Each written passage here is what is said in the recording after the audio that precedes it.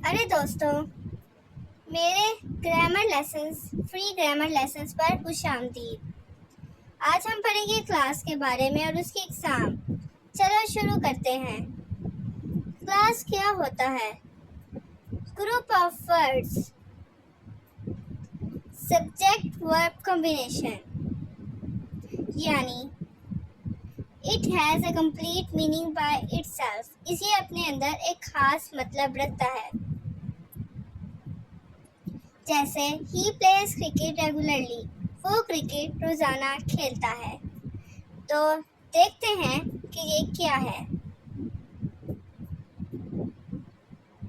अब मैं आप लोगों को बताऊंगा। इसमें ही सब्जेक्ट है, ये ग्रुप ऑफ वर्ड्स है, प्लेस वर्ब है, यानी सब्जेक्ट वर्ब कॉम्बिनेशन हमारे पास है, और ये मतलब भी दे रहा है कि वो रोजाना क्रिकेट खेलता है। इसका एक खास मतलब भी है। तो मतलब ये एक क्लास है। इसके बाद क्लासेस की टाइप्स की तरफ हम जाते हैं। तो independent class, dependent clause, independent class a complete sentence by itself. ये एक मुकम्मल सेंटेंस होता है, किसी और क्लास को की ज़रूरत नहीं होती इसे रहने के लिए। जैसे यू मे सिट, इसमें सब्जेक्ट भी है और वर्ब भी है। ये मुकम्मल क्लास है, आप बैठ सकते हैं। कोई पता नहीं कि आप क्यों बैठ रहे हैं, ये कोई जानने की ज़रूरत नहीं है। मतलब पूरा अपने अंदर दे रहा है कि आप बैठे हुए हैं। अब देखते हैं डिपेंडेंट क्लास। ये कंप्लीट सेंटेंस नहीं होता और ना ही कंप्लीट मतलब देता है। दूसरे इंडिपेंडेंट क्लास पर डिपेंड करता है। जैसे हमारे पास है वेयर एवर यू लाइक, जहाँ कहीं तुम पसंद करो। तो हमें पूरा सेंटेंस नहीं मिल रहा, यानी क्या मतलब कि हम जहाँ मर्जी पसंद करें, कौन सी जगह, क्या मतलब, इस तरह करके ना। सब्जेक्ट वर्ब तो है लेकिन कोई मतलब नहीं है। मोस्टली ये डिपेंडेंट क्लास इंडिपेंडेंट क्लास पे डिपेंड करता है। You may sit wherever you like.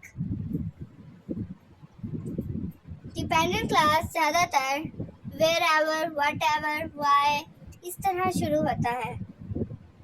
तो आगे हम बात करेंगे डिपेंडेंट क्लास की।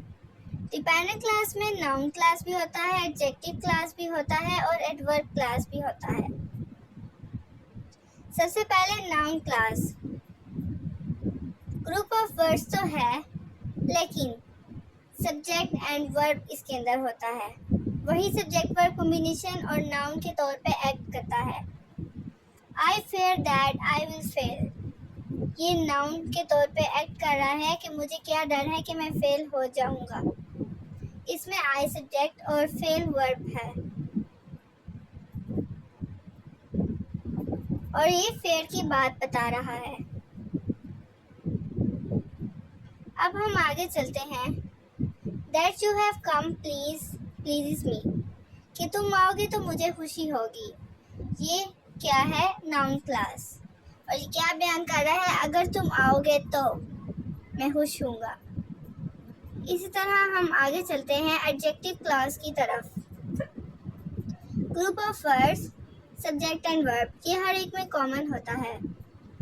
अब आगे हम देखते हैं एक्ट एज एन एडजेक्टिव, यानी ये नाउन को मॉडिफाई करेगा।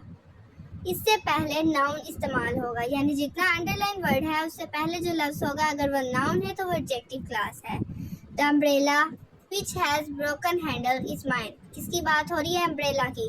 नाउन को मजीद आगे बता रहा है, तो ये एडजेक्टिव क्लास है हमारे पास। अब हम अगले सेंटेंस की तरफ देखते हैं। He met a girl whose eyes were blue, girl की बात हो रही है कि उसकी आंखें कैसी हैं? नीली हैं। गर्ल नाउन है और आगे जो बात बयान हुई है वो एडजेक्टिव क्लास है। आइज इसमें सब्जेक्ट और ब्लू वर्ब है, ब्लू वर्ब है। अब आगे चलते हैं। अपनी वीडियो को मजीद आगे बढ़ाने के लिए हम एडवर्ब क्लास से काम लेंगे। ग्रुप ऑफ वर्ड्स है जिसमें सब्जेक्ट एंड वर्ब है, और ये हमारे पास एक्ट एज एन एडवर्ब है, यानी ये वर्ब को मॉडिफाई करेगा। अंडरलाइन वर्ड से पहले अगर हमारे पास वर्ब हो तो ये एडवर्ब क्लास है। लेकिन ये मॉडिफाई वर्ब, एडजेक्टिव और एडवर्ब तीनों को कर सकता है। They rested when the evening came.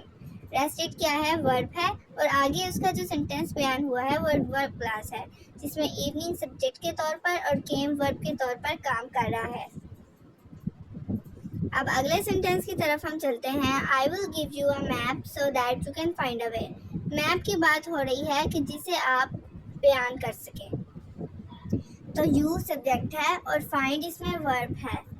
Map की बात बयान हो रही है तो ये हमारे पास एडवर्ब क्लास है। Give you a map, given की बात हो रही है।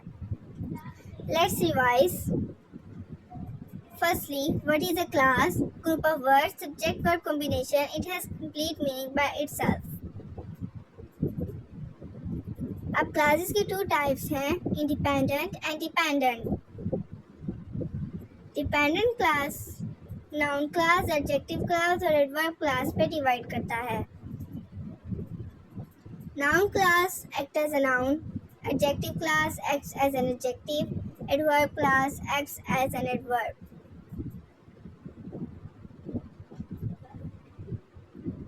अब हम थैंक यू कह रहे हैं आपको। Please subscribe and comment.